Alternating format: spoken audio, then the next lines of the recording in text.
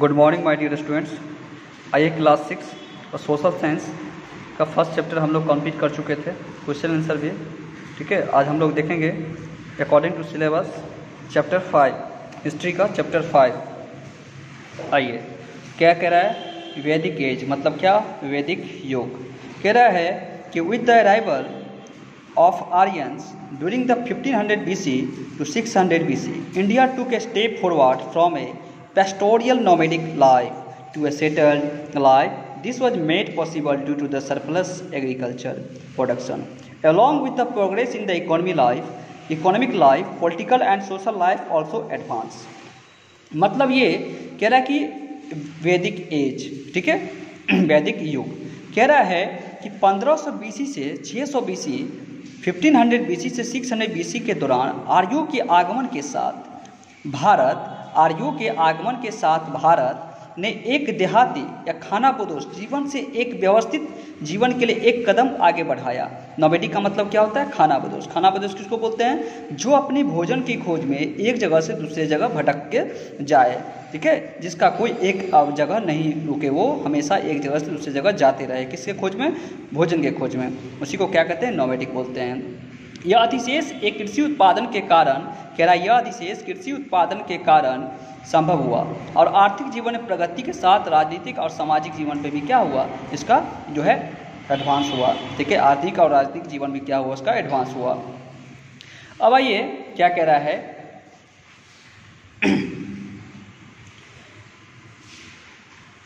कह रहा है द सोर्स ऑफ इंफॉर्मेशन, इसको पहले समझिए। कह रहा है the historians have divided the Vedic age into the two periods, the period of 1500, ठीक है, the period of 1500 to 1000 BC is termed as the early Vedic period, or the कह रहा है Vedic period of the 1600 BC is termed as the later Vedic period. Why is this period called the Vedic age?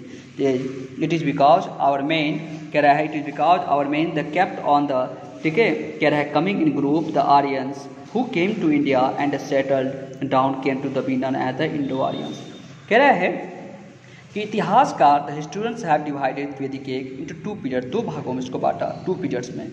एक period का जो time रहा है 1500 से 1000 BC, इस टर्म अर्ली वैदिक पीरियड्स को कहा गया, ठीक है, और द रिवैदिक पीरियड 1000 to 600 BC, ठीक है, टर्म ऑल द लेटर वैदिक पीरियड, इसका समय रहा। Why the period call the वैदिक एज, क्यों वैदिक युग को की पीरियड का काल कहा गया? इट इज़ बिकॉज, इसका रीजन ये है कि आवर मेन दे केप्ट, जो रखा गया था, coming in the group the Aryans who came to India, Aryan कहाँ आए?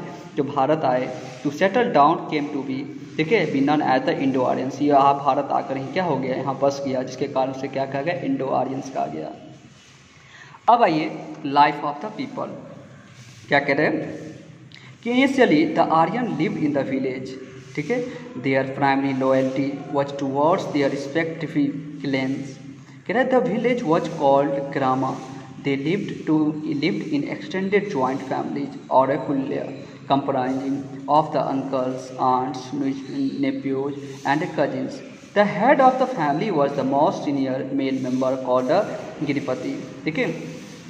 Women were respected and no religious ceremony was complete without the participation of the women of the family. They could offer religious offering and the sacrifice along with the husband.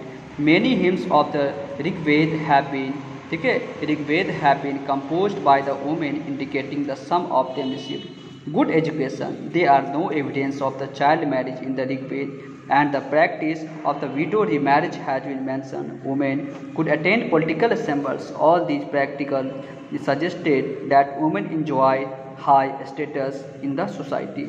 मतलब ये, अब देखिए, life of the people मतलब क्या है? लोगों का जीवन। लाइफ ऑफ द पीपल का मतलब क्या है? लोगों का जीवन। कह रहा है शुरू में आर्य लोग, कह रहा है initially the Aryan lived in the village, शुरू में आर्य लोग कहाँ रहते थे? गांव में रहते थे। शुरू में आर्य लोग कहाँ रहते थे? गांव में रहते थे। उनकी प्राथमिक निष्ठा, कह रहा है उनकी प्राथमिक निष्ठा उनके संबंधित कुलों के प्रति थी। किसके प्रति थी? उनको कूले के प्रति थी, ठीक है। गांव को ग्राम कहा जाता था। गांव को क्या कहा जाता था? कॉल द ग्रामा, ठीक है, the village was call the grama. तो गांव को क्या कहा जाता था? गांव को ग्राम कहा जाता था, ठीक है। कह रहा है व्यवस्थित संयुक्त परिवार में रहते थे। वो परिवार जो होता था कैसा होता था? गांव में परिवार, संयुक्त परिवार मतलब संयुक्त परिवार का मतलब एक सम्मिलित फैमिली जिसमें क्या हो, बहुत सारे लोग हो। ठीक है। परिवार का मुखिया गृहपति नामक का सबसे वरिष्ठ पुरुष सदस्य होता था। जो परिवार का सबसे वरिष्ठ व्यक्ति होता था, सबसे एजेड व्यक्ति होता था, वही क्या होता था, परिवार का मुखिया होता था। ठीक है।